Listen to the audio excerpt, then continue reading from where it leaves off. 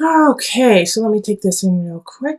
We do have two people showing up in this reading in the reverse. The Page of Swords, which is often an air sign, so Aquarius, Gemini, Libra, and then also the King of Cups, who is water sign, so Cancer, Scorpio, Pisces energy, and they're both in the reverse and they're right next to each other. So I get this feeling like they may be working together against you, or they may be working together and you're like a third party to them. So it could be in relationship. You could be the person on the side and you don't know it, or but more so like the Page of Swords energy is young, is very young. So this could be a child, and then the King of Cups, an adult.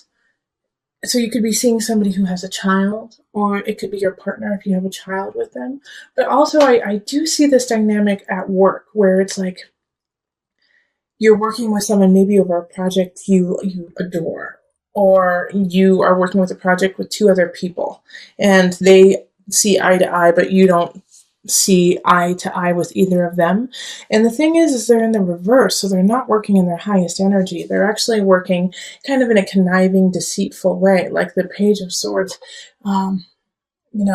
might just call you names and be really immature and be like, oh, are you a slowy slowpoke? Like that is what a 5-year-old would say.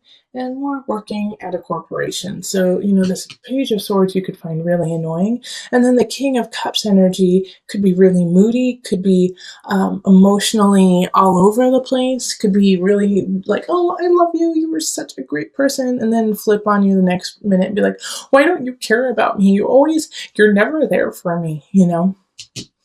Yeah, the King of Cups, they're moody people. They're very, very moody, and they don't, the thing is a lot of times they don't see it and they don't get it that they're being moody because they're just kind of ebbing and flowing with the tides of their emotion. But the reason why these two are the first thing I focused on is just what is around them, what is around them here. We have Death, Three of Pentacles reversed, the World, and Six of Cups. And so you're going to have to make some decisions. You're going to have to make some decisions on how much influence they have in your life, how much influence they're going to have in your future, and if what they have to say really reflects who you are. Okay, Three of Pentacles. They could be saying some really vicious things about you, about like your work, and they're not true. But are you going to take that in? Are you going to take that in as truth and then move on with that? Or are you going to put up a boundary, between you and these people who are not working in your best interest? And you have choices there because they're going to give you some chances to get out of that situation or to lessen your interaction with them. And it's going to be up to you to jump on that. Instead of, I do feel like some Sagittarius people are going to feel like they have something to prove, like they can handle these two. And so they're going to be like, no, I'm not stepping out. I'm going to, you Sagittarius, you guys are going to, try to puff up your feathers and be like, I'm not stepping down. But is this worth it? Because with the Death card here, it's like, that's not in your best interest. This is a Scorpio card. This is a Pluto card. Death being here is like, yeah, no, look a little deeper. Like, this is not what it's truly on the surface. Even though you're working with them and maybe you can make a lot of money, even a bonus or whatever, look underneath that and see it for the truth that this is just a little immature baby and that this is an overgrown baby. And if you put all your focus into this situation, then you're going to lose out on other people who are ready to exit your life if you don't show them some attention. Knight of Staffs. And this is a fellow fire sign. So Sagittarius, Leo, who am I missing? Sagittarius, Leo, Aries. Like there's somebody here who wants your attention, who's worthy of it. And so you need to step up into that and say, oh my gosh, you're awesome. I'm so sorry. I've been so sidetracked with some babies. And there's a future with them. There's a future with them that there's this connection. It's like you look in their eye and it's like zap, yep. It's passionate, it's energetic. You feel alive with them. And if you're in a really solid relationship, and so you're not even in this realm of looking for somebody, this is you. This is a Knight of Staves. This is you. Fire. Get out of that situation so you can start a new beginning. And you have to take those steps to get to your future, to get to the world. Which is like, this is the end and the beginning, 21.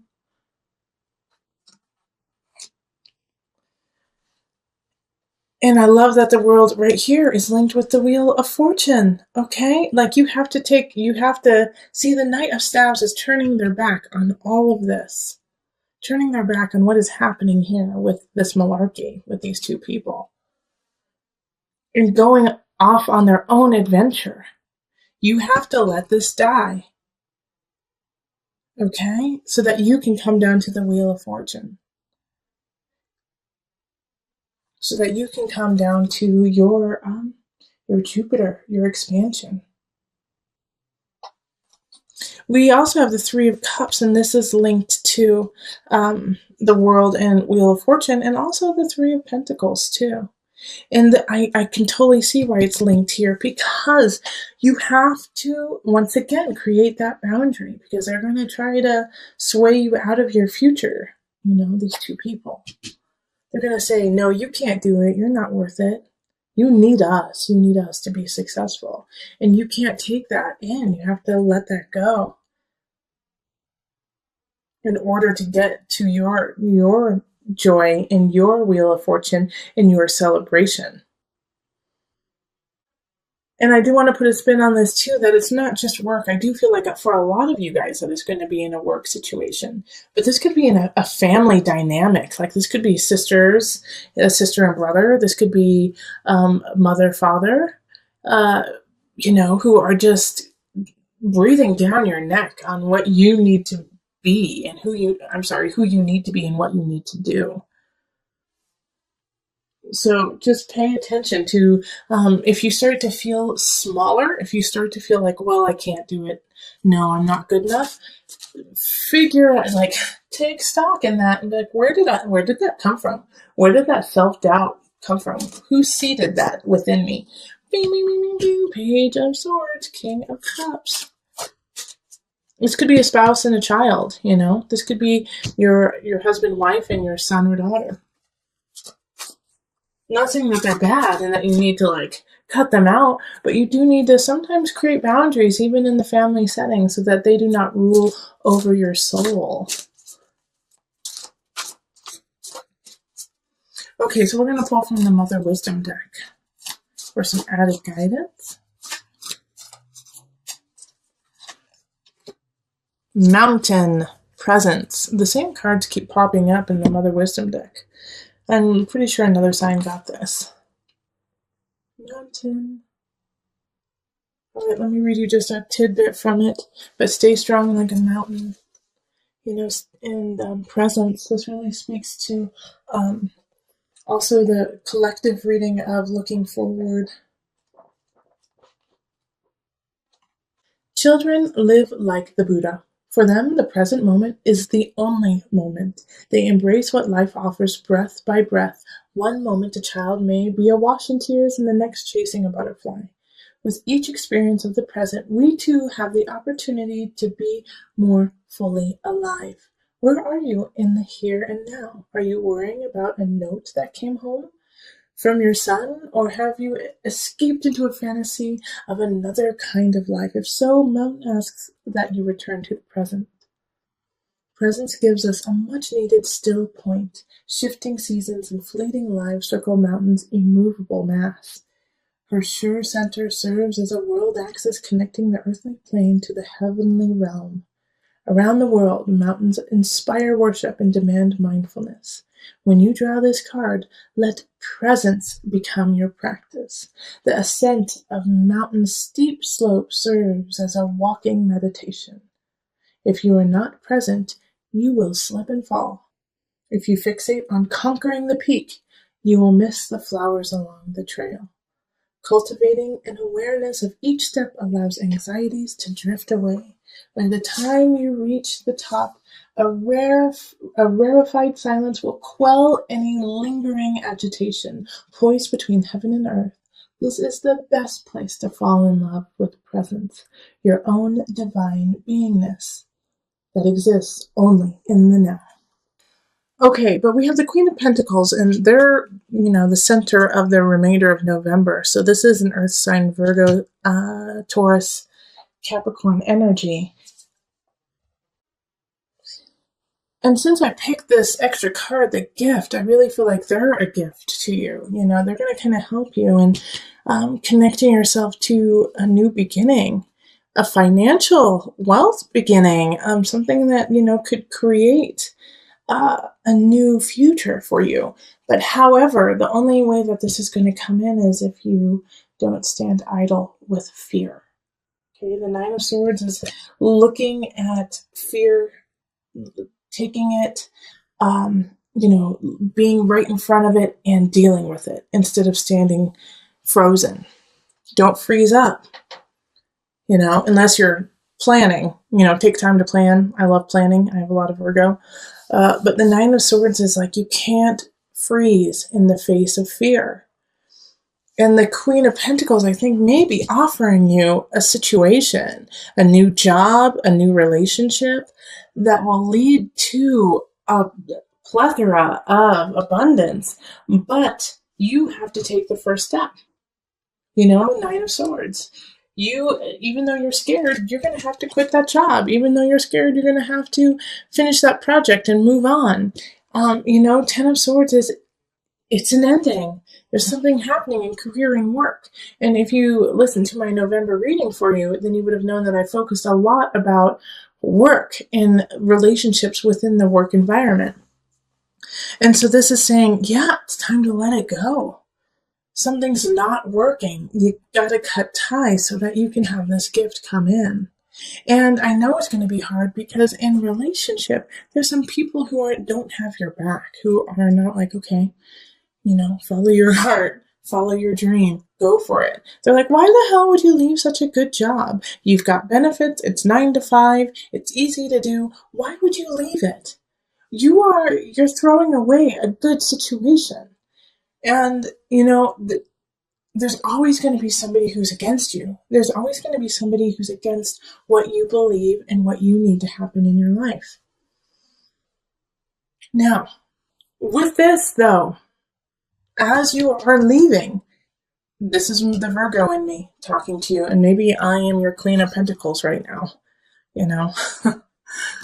like, go for it. However, make a plan. However, when you leave, don't leave willy-nilly and be like, oh, I'm just going to leave it. Come 100% up to Source. Source gave you a body. Source gave you a mind. Source gave you a heart and intellect. Use it. Okay? When people say, it does kind of drive me crazy when people are like, I'm just going to leave it up to God. If this is your life and God gave you this beautiful vessel and gave you this beautiful heart and this beautiful mind and this beautiful spirit, how dare you not use it? How dare you stand idly by and just be almost passive, be, I hate to say it, lazy? God didn't give you this vessel to sit around. God gave you this vessel to make a change, make a positive shift for you and around everyone around you. So don't slap God in the face by saying, I leave it to you. I'm not going to do anything. No, step up. Listen to your heart. I always say that. Listen to your spirit. Let God guide you into action. Okay? That is so important. That's why this gift is popping up.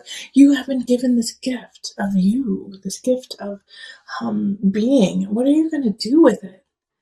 Because you have a new beginning happening, but if you're too scared to look it in the face and actually take the first step forward, it will be taken away from you. All right, so let's call on the angel cards just to wrap it up and bring it all together. Archangel Michael. Yeah. All right. You're working very closely with this powerful archangel who's protecting and guiding you through this situation. You have guidance, you have protection. Go for it, Sagittarius.